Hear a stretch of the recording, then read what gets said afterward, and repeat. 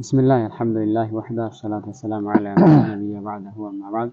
السلام عليكم ورحمة الله وبركاته. وبجمتوت دعوتوت إنها دعوتو جرتن ديبانو مسلم ملتيميديا سجنتا جبابا خيسما هارا قبلني إساني ديانا جرا إن شاء الله خيسما أجائبا خيسما وبجمتو هدون حواس مسلمة مرام بيو خنا مدون أمو إلى نرجعهم بين حصوران إساني لين ميديا حواس قدو قبين جره akkasiitiin akka carraa taanee har'a wal agarre deebanuu musliim maltiimiidiyaan keessummaa akkasii qabatee isaanii dhiyaatee jira inshaallah.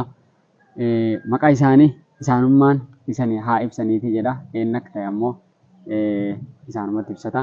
Isaanii wal isan barsiisa nu hordofa.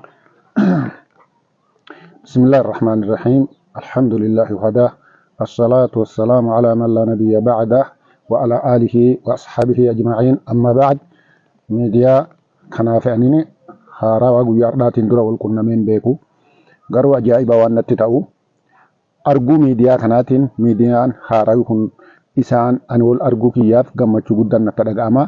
Sabab isaa maal jennaan ani Haaji Hasan Qilxaa jedhama. Ka beeku waan akka meemoriitiin na beekuu danda'a.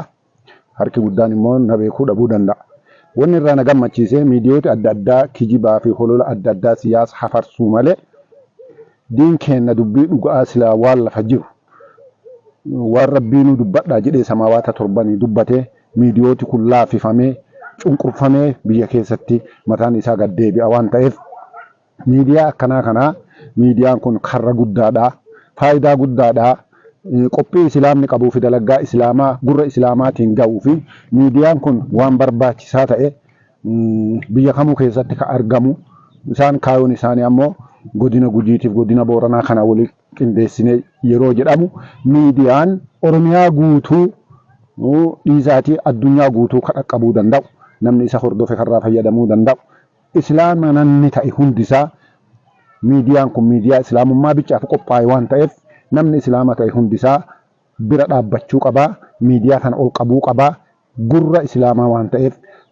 soora qalbii muslimaa waan ta'eef waan onnee islaamaa jiisaa waan ta'eef miidiyaa kana bira dhaabachuun nama islaama ta'e irraa barbaachisaadha. Sababni isaa haqqii fi haqiiqaa rabbii gurra muslimaatiin gaha.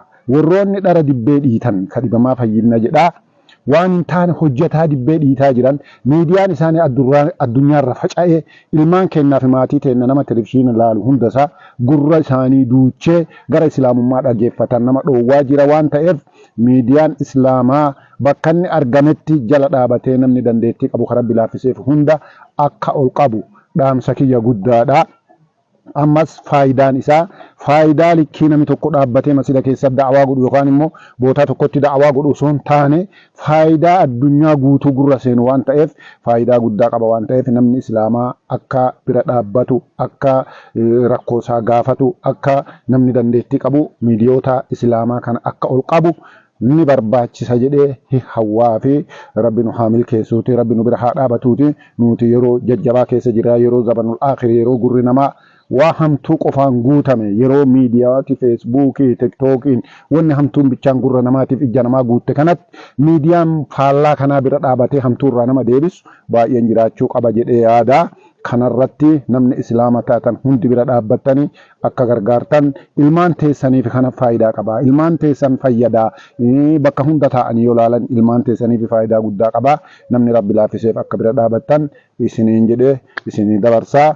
Kana booda immoo nashiidaa gabaabaa wayiitiin osoo isinii xumuree hin hawwa. بسم الله جديد بنجال كرما مقوم ربي تنجي يوم جمرما الحمد لله يموت عالما الدنيا في آخرة سمت فارفما فاروت لك النوتين قبل اليوم كابران أرقمو فارفما أنت سما أني قبرت ما أتم ربما جباد سفار ساهن فدوما kan jalaana baaftee rakkina hundumaa waan baay'uu hin seenee hirkoon kiyyasuma kunoo na baafattee ati haaliquma si faarseen numatuu galanni gudduma silaasuma faarsaa hunduma amatii nuusi rahmatii. Asitti isin irraa xumuraa. Wassalaamu alaikum warahmatullaahi wabarakaatu. Alaikum assalaam warahmatullahi wabarakaatu. Galatooma ustaaz maasha Allah barakallahu fiikum rabbiin umrii keessan waa dheeressuuti. ما شاء الله إرجع ججبدو إرجع أجائبة وميديا والقبض برباجسما ميديا لي برباجسما نساني دي قطعات هاي هم برباجسما نساني أما تنجر ها الدنيا إرفع وليمو ميديان إسلاما هداوا إسلاما مكرجر الدبرس هاي المانتي إن دبرس هدبرسوت إن دبرس لا فافي ديك أتوسا الدنيا تنكيسة نو إبساني جرتني أواس كنا ناف سجبا دبرستني دو مرة تمونا شيدا هي سمياوا يوهام بريدا قلبنا نجيسون نقول أبدني جرتني جزاكم الله خيرا بارك الله فيكم ربنا ونكسن وعلى إرسلنا والسلام